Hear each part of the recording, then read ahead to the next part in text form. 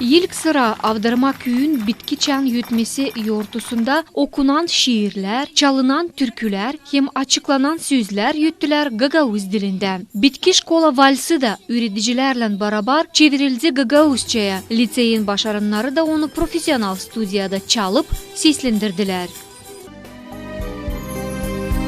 Çam bitki sıra öterken bir sancı gibi dürter. Büyük yola sifte çıkarken kalbimiz sıkça düler. Yürekte umut duyarken kuşkuluk onu kaplar. Bu küçüklüğümüz bizimle gücenik ayrılır. Liseyim sağlıcakla sen kal. Gün seni her zaman hissetsin. Sağ ol çok sen nasıl bize. Büyün Dmitri Çilingir'in adına liseyinde öğrenir 300 uşağa yakın. Çoyuna dini bu yortu oldu bitki. İlk sıra bu öğrenme kurumuna onlar bastılar 13 yıl geri. Bu bilgi yolun başarılı gitmesinde onlara yardımcı oldular analar, babalar hem elbette öğreticiler. Biz beraber geçtik bu zor yolu ama hiçbir zaman durgunmadık zorlukların önünde. Kol kola biz sizinle yetiştik bugünkü güne, bizim niyetimize. Ben kutlarım sizi bu yortuyla. Ben adayarım size büyük kuvvet hem sabırlık gelmek egzaminlerde. Koy yolunuz açık olsun. Benim de kapım size her zaman açık. 13 yıl geri biz analar babalar getirdik bu şkolanın kapılarına kendi küçük uşaklarımızı. Bu oldu sansın dün. Hiç duymadık ince geçti bu öğrenmek yılları da bugün bizim yönümüzde durar büyük akıllı hazır adımlama büyük yaşamaya oğullarımız hem kızlarımız. Tezde bitki çansisi bildirecek an geldi zaman ayrılma liseyle öğreticilerinizle birbirinizle. Ama biz inanırız. Hani o bilgiler angılarını siz kabul ettiniz burada.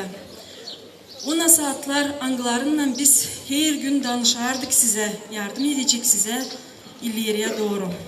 Yortuda bulundu Gagauzya'nın öğretim başbakanının başın yardımcısı Olga Kırma. Onun şanladı hani bu liseyin başaranları büyün başarılı işlerler bütün Gagauzya'da. Ben bilirim hani bu liseyde öğrendiler pek çok insanlar, angıları andırdılar bütün Gagauzya'yı kendi işinden. Umutlanırım hani siz de kalkacağınız yüksekle da andıracağınız kendi köyünüzü bütün Gagauzya'ya. Комрады сделали, в том числе и авдарменцы.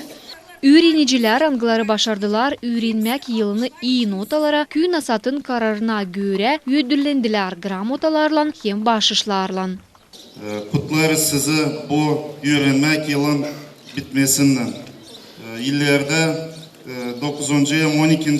klasta devlet egzaminler, dva edersanizler verasınız o egzaminler da ayırasınız o zanaatı size iller, hangisi illere size lazım olacak bütün yaşamanızda. Bütün yürekten kutlarım sizi. Sonuna geldi ta bir öğrenmek yılı.